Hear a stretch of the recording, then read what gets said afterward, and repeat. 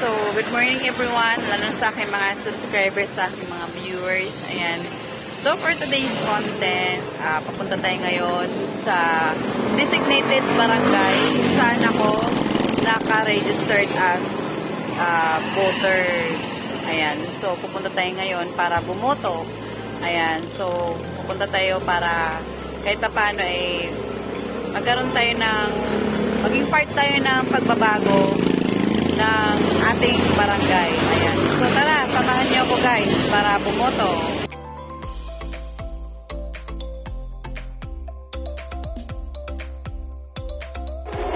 Ayan guys, so papunta na tayo dun sa main floor sa taas na dun ako dapat sa precinct number. Ayan, so medyo mataas, naka second floor pa tayo. Tingnan natin mabuti.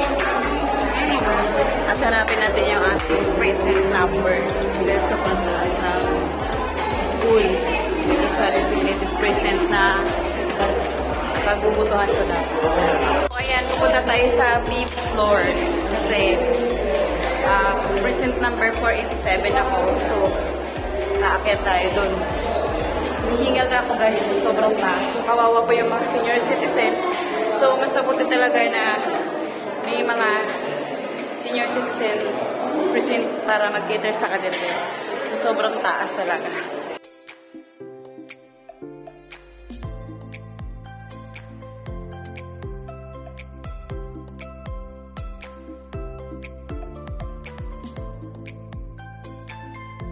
Ayan, so far, napaka-peaceful na kalsada ngayon. At siguro na rin dahil sa holiday, ayan, and malapit na ang undas. So, talagang walang masyadong sasakyan na dumadaan.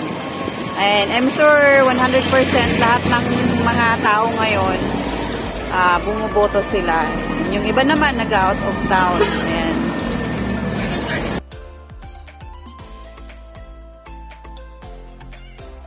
Ayan, so since na nakahanap tayo ng perfect spot para tayo ay makapag-usap about sa pagboboto, ayan, kung sino yung dapat nating iboto, ayan, so to cut the story short guys, ayan, bilang isang botante, ano ba yung halaga ng pagboto natin? Of course, yung halaga ng pagboto natin as barangay elections, yung pagbabago, of course, galing mismo sa sarili natin, ayan.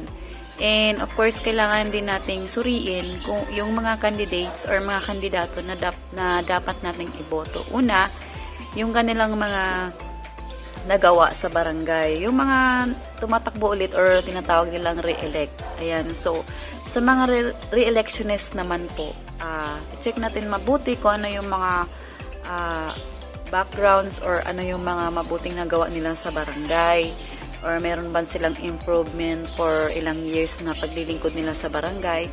And I think hindi naman siguro masamang iboto sila kung meron naman talaga silang nagawa as part of their jobs. So, ang suggest ko lang dun sa mga boboto, sana suriin nilang mabuti. And kung alam naman nila na meron silang nagawa na or naging na-ambag dun sa specific dun sa barangay kung saan sila talaga naglilingkod, walang masama dun. And of course, dun naman dun sa mga bagong tumatakbo na kagawad or barangay, and I'm sure dun sa mga botante, I'm sure na maging vigilance po tayo sa pagpili. And of course, sasalahin natin or ipipilter natin magbe-base din po tayo dun sa kanilang character and of course yung kanilang agenda, of course yung kanilang backgrounds, kung ano yung mga if sila yung mahalal, ano yung mga mabuting magawa nila dun sa barangay na pwede nilang iambag, and of course yung kanilang track record, number 1 po yan, para tayo ay maging aware kung ano yung mga track record nila, like kanilang mga background.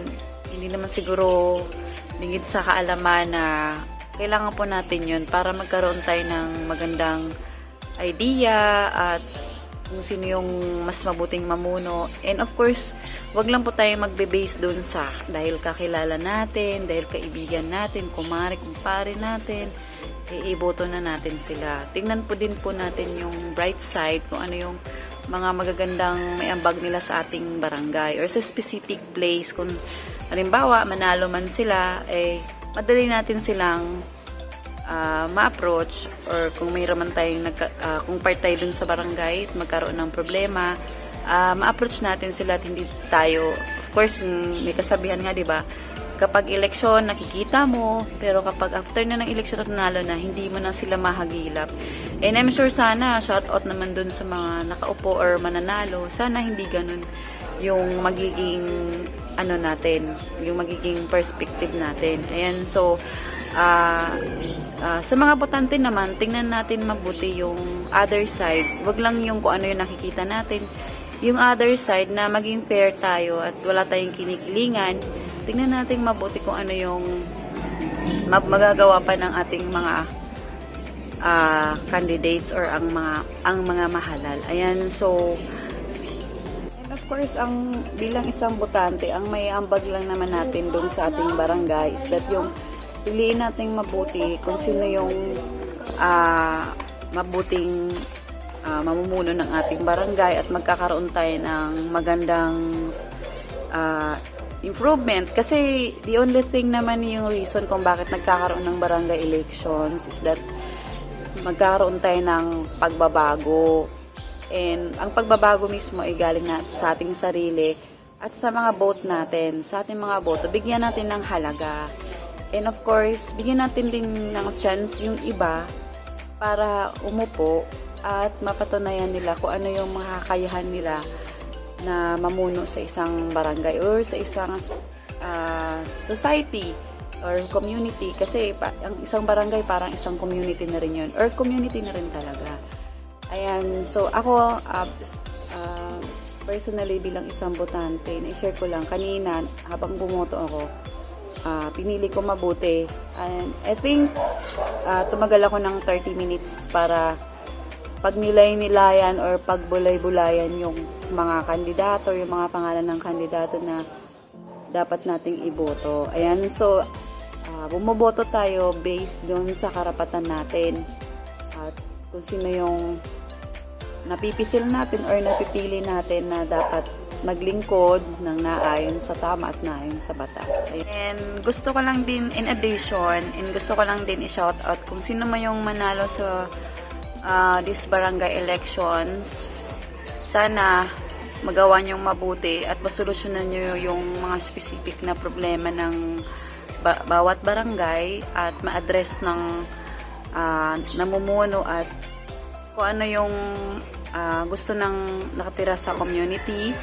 And of course, yung improvement.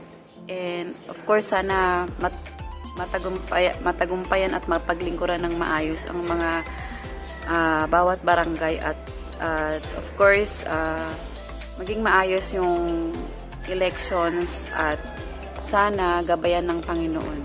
Ayan, so sa mga re-electionist naman siguro, kaya sila tumatakbo, is that yung reason nila is gusto nilang patuloy na makapaglingkod or makontinue yung mga advocacy or legacy nila na nagawa sa isang barangay.